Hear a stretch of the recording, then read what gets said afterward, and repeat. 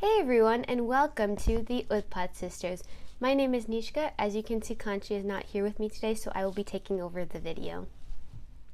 So for today's video, I'm going to be basically talking about different people who were involved in menstruation, regarding like menstruation rights, menstruation movement. They made some sort of contribution regarding that aspect. First person I'm going to be talking about is Hypatia of Alexandria. She was a Greek philosopher who wrote a lot of material about mathematics and astronomy, and even invented the astrolabe, which was used for ship navigation.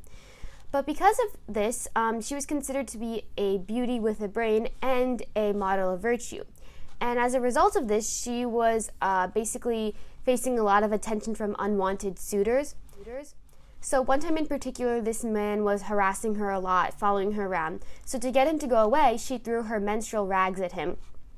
And she did this because she wanted to show the realities of the female body, that if you want to be with someone, you can't just be with them for their looks, but rather you need to understand what they go through on a monthly basis in this case.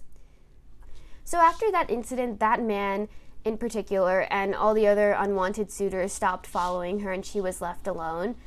But I think something that's interesting to note about this situation is that these men didn't really know anything about menstruation, or they had very limited knowledge about it, because when she threw those rags at him, he got very disgusted and revolted by them.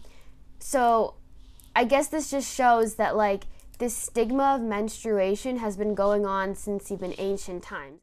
The next person I'm going to be talking about is Guru Nanak. And he's considered to be the founder of Sikhism, which is a monotheistic religion from Punjab. And something that's very interesting to note about this religion is that it actually condemns the practice of treating women as impure when they're on their periods.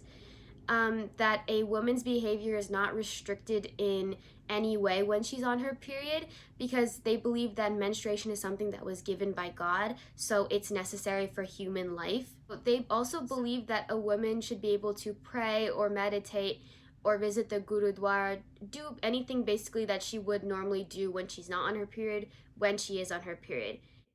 And I find this to be very fascinating, because a lot of cultures and religions that originated in ancient times did not hold the same beliefs about menstruation. Like I was just talking about before with Hypatia and Greece, and how like men from that time like viewed menstruation.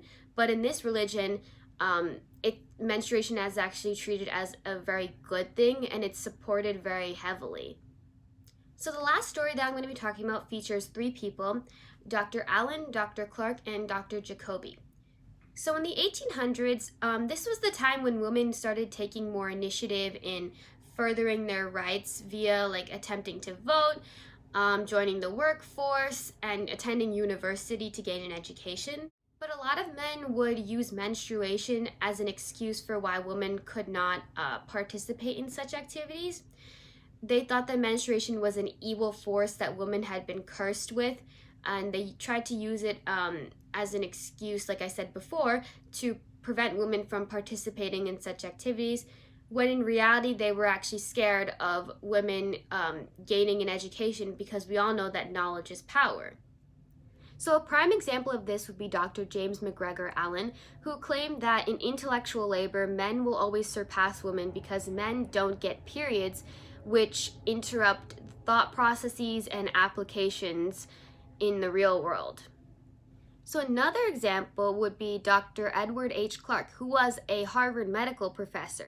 And he claimed that gravity pulled down blood from a woman's brain during menstruation. So that's why standing in lecture halls when women were on their periods would be too taxing on the mind, and they should just rest and stay at home. But Dr. Mary Putnam Jacoby conducted studies to test Dr. Clark's theories, and she basically conducted a muscle strength test on women throughout their menstrual cycles to see if they were actually physically and mentally weaker.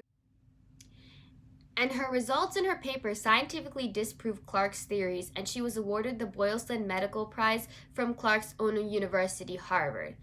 And she proved that basically women were not physically and mentally weaker when they were on their periods, but even if they were, that it's okay and it's nothing to be ashamed of. So I think some things to take away from this is that while each of these people did not fully get rid of the taboo regarding menstruation, they did manage to spread awareness about it, and that through each of their beliefs, actions, or scientific data, they were able to prove that women are not incapable during their periods or because of their periods, which is pretty cool to think about. So thank you all for watching this video. If you like it, give it a thumbs up and share it with all your friends and family. Hit that subscribe button and press the bell icon to get notified on all of our future videos. And if you have any comments, questions, or concerns, or feedback for us, please leave them in the comments below and we'll be sure to check them out. Bye!